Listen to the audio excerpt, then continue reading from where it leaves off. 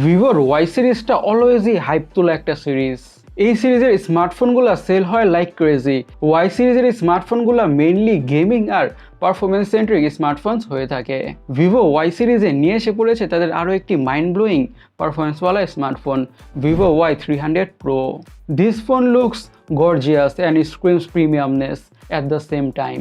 ফোনটার লুকসটা থেকে একটা ফ্ল্যাগশিপ ভাইবস আসছে, লাইক স্যামসাংয়ের আল্ট্রা সিরিজ টাইপ ভাইবস আসছে। Straight up this phone looks জোস। থাকছে ক্লাসিক গ্রেডিয়েন্ট আর ম্যাট ফিনিশের একটি কম্বিনেশন। আবার বলা যেতে পারে কিছুটা মার্বেল লাইক ডিজাইনের এসেন্সও থাকছে। আর ফোনটা খুবই স্লিম, এই স্লিমনেসের জন্য ফোনটা আরেকটু বেশি প্রিমিয়াম লাগে। অ্যান্ড হ্যান্ড ফিলও হবে ভালো। আমাদের কাছে ফোনের লুকসটা খুবই ভালো লেগেছে, লাইক 8 out of 10। ফোনটার ডিসপ্লেতে থাকছে 6.7 ইঞ্চের full HD plus quad curved, মানে চারোদিক থেকে কার্ভ করা অ্যামোলেড ডিসপ্লে উইথ 120 হার্জের রিফ্রেশ রেট। আরও থাকছে HDR10+-এর সাপোর্ট এবং 1 বিলিয়ন কালারের সাপোর্ট এবং 5000 নিটসের পিক বা ম্যাক্স ব্রাইটনেস। কোয়াড কার্ভড হওয়ার কারণে এবং সিমেট্রিক্যাল বেজেলস হওয়ার কারণে ডিসপ্লেতে কন্টেন্ট ওয়াচিং এক্সপিরিয়েন্স হবে অ্যামেজিং বা খুবই ইমার্সিভ। লাইক এই প্যানেলটাতে মুভিজ দেখে, ইউটিউবে ভিডিওস দেখে, গেমিং করে যে কোনো ধরনের কন্টেন্টই ওয়াচিং এক্সপিরিয়েন্স হবে নাইস। HDR10+ থাকার কারণে কালারগুলো হবে deep blacks and punchy and vibrant. 5000 নিটসের পিক ব্রাইটনেস থাকার কারণে আউটডোর ভিজিবিলিটি হবে নাইস। আর 120 হার্জ রিফ্রেশার থাকার কারণে গেমিং করে, ব্রাউজিং করে অথবা যে কোনো ধরনের টাস্কে পারফর্ম করে স্মুথনেসের ফিল তো পাওয়া যাবেই, দ্যাটস ফর শিওর।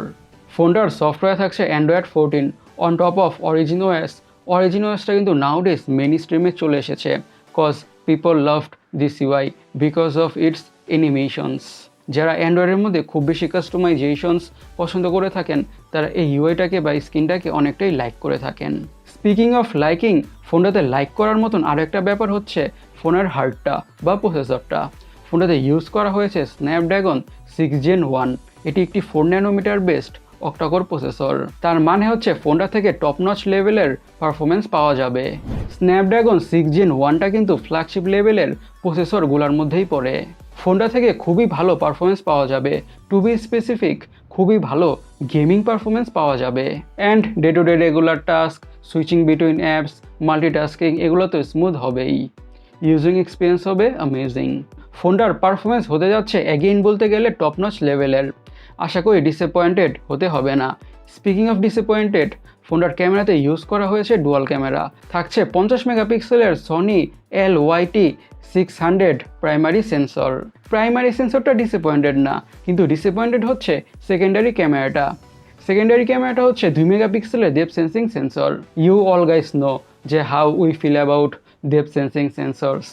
পুরো ইউজলেস একটা সেন্সর, জাস্ট নাম্বার বাড়ানোর জন্য এই সেন্সরগুলোকে দেওয়া হয়। এই ডিভাইসটাতে আল্ট্রা ওয়াইড অ্যাঙ্গেল ক্যামেরা অবশ্যই এক্সপেক্টেড ছিল, বাট এটাও মাথায় রাখতে হবে যে ফোনটা একটা performance centric smartphone, camera centric smartphone না। মানে ফোনটাকে পারফরমেন্সের কথা মাথায় রেখে বাজারে আনা হয়েছে, ক্যামেরার কথা মাথায় রেখে না। এই ব্যাপারটাও মনে রাখতে হবে। কিন্তু 50 মেগাপিক্সেলের প্রাইমারি সেন্সরটা থেকে ভালো কোয়ালিটির পিকচার্স আর ভিডিওস পাওয়া যাবে সনি সেন্সর থাকার কারণে। আর ফোনটা থাকছে 32 মেগাপিক্সেলের সেলফি ক্যামেরা। ফোনটার র্যাম এবং স্টোরেজ ভেরিয়েন্টসের কথা বলে থাকছে 8GB র্যাম আর 128GB storage. 8GB RAM 256GB storage, 12GB RAM 256GB storage, 12GB RAM 512GB storage. Storage speed হচ্ছে UFS 2.2 আর SD কার্ডের মাধ্যমে স্টোরেজকে বাড়ানোর সুবিধা থাকছে না অবভিয়াসলি। ফোনটার সিকিউরিটিতে থাকছে under display optical fingerprint sensor. এখন ফোনটার সবথেকে ইন্টারেস্টিং পার্ট ব্যাটারিটাকে নিয়ে কথা বলা যাক। ব্যাটারিতে ইউজ করা হয়েছে হিউজ বা জায়েন্ট 6500 mAh ব্যাটারি উইথ 80 ওয়াটের ফাস্ট চার্জিংয়ের সাপোর্ট। এটা বলা যেতে পারে Y300 Pro 2024 সালের ব্যাটারি জায়েন্ট স্মার্টফোনগুলোর মধ্যে একটি। ফোনটা থেকে হিউজ লেভেলের ব্যাটারি ব্যাকআপ পাওয়া যাবে। মিডিয়ামভাবে ইউজ করলে 1.5 থেকে 2 দিন ব্যাটারি ব্যাকআপ তো পাওয়া যাবেই। পারফরমেন্স সেন্ট্রিক স্মার্টফোন হিসেবে পুরোপুরি জাস্টিফাইড করে ব্যাটারিটা। আর 80 ওয়াটের ফাস্ট চার্জার দিয়ে ফোনটা অনেকটা দ্রুতভাবেই ফুল চার্জ হয়ে যাবে। আমাদের কাছে ব্যাটারির ব্যাপারটাও অনেকটাই ভালো লেগেছে। ভালো লাগার আরেকটা ব্যাপার হচ্ছে স্টেরিও স্পিকার্স। ডিভাইসটাতে আরও থাকছে IP65 splash and dust resistant. এখন ফোনটার দামটাকে নিয়ে কথা বলা যাক। ফোনটার দাম রাখা হয়েছে 1799 চাইনিজ ইউয়ান। বাংলাদেশি টাকায় অলমোস্ট 30,300 টাকার আশেপাশে। এখন ফোনটাকে নিয়ে আমাদের ফাইনাল ভার্ডিক্টের কথা বলে আমরা বলবো দাম হিসাবে বা প্রাইসেস হিসাবে পারফরমেন্সের দিক থেকে এই ফোনটা হতে যাচ্ছে one of the best, if not the best. পারফরমেন্সের জন্য স্পেশালি গেমিংয়ের জন্য ফোনটা খুবই একটা ভালো অপশন হতে যাচ্ছে। গাইস, আপনারা ভিভো Y300 Pro স্মার্টফোনটা কিনে কী ভাবছেন অবশ্যই কমেন্ট সেকশনে কমেন্ট করে জানাবেন। আর আমাদের আজকের ভিডিওটা এই পর্যন্তই। আমি সৈকত, সাইনিং আউট।